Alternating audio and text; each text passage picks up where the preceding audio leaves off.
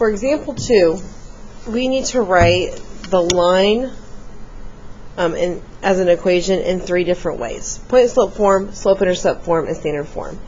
Now, point-slope form and slope-intercept form, you can actually just look at the graph and be able to come up with those answers. You will have to do a little bit of algebra to go from SIF to SF. Alright, so first, let's figure out all the information we can from our graph. We should be able to find our slope. So how many units do we go down, and then how many units do we go to the right? So here we would go down 4, so that's 1, 2, 3, 4. And we run 1, 2, 3, 4, 5. Okay, so that means our slope is a -4/5. Secondly, our y-intercept is where does the line cross the y-axis? So that would be at 4. Okay, and it might help you to write this is y, this is x. And then the last thing you need to do is find a point. So I'm going to pick the most left point, which is here. So that would be 0, 4. And we want to label that x1, y1. Okay. So the first problem it asks for is point-slope form. So here's point-slope form. I know I'm looking for y minus y1. So y1 is 4. Okay. So I've got to have a y minus 4. My slope is -4/5. And then I have parentheses x minus x1, so x minus 0. Alright, so if I look here and we compare, it looks like letter B would be my answer. I also do want to state that sometimes you'll see a plus 0. Either way is correct when you have 0. Okay, moving on to slope-intercept form. For slope-intercept form, we have to have y equals mx plus b. So we need to have our m, which is -4/5, and our b, which is 4.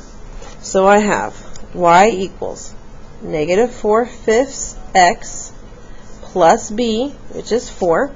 And if I go compare, this looks very close to it, but if you look, I have a positive 4 and a negative 4.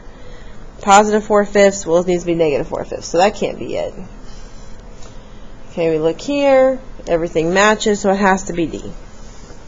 Okay, then to go from that standard form to the, from the slope-intercept form to the standard form, we need to clear the fraction here. So if I multiply everything by 5, we would get 5 times y. The 5's cancel, and we have -4x. Then 5 times 4 is 20. Okay, now we're going to add the 4x to the other side.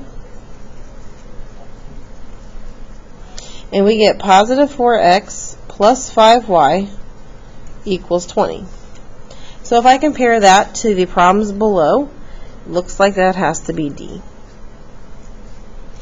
Alright, in number 4, same idea. We're going to find all of our information first. So we're going to do rise over run. So I go from the most left point. So I'm going to go up and over. So if I go up, that's 1, 2, 3, 4, 5. And if I run, that's 2. So my slope is 5/2. My b is where it crosses the y-axis. So here's the y. That's at -1. And then the point, I can pick either point, but I'm going to pick the most left point. So that would be 0, -1. And again, that's x1 and y1. Alright, so looking at point-slope form, we need to write an equation. So we've got y minus, okay, y1 is -1. M is 5/2. And then x minus x1 is 0. Alright, so now, when we see a double negative, that's going to be 1 plus sign. Okay, and then the -0, we just discussed that could be a plus 0 or a minus 0. So either one would work here.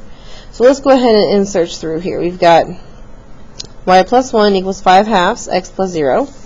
Okay, only difference there is that, right, which we just discussed. That was okay.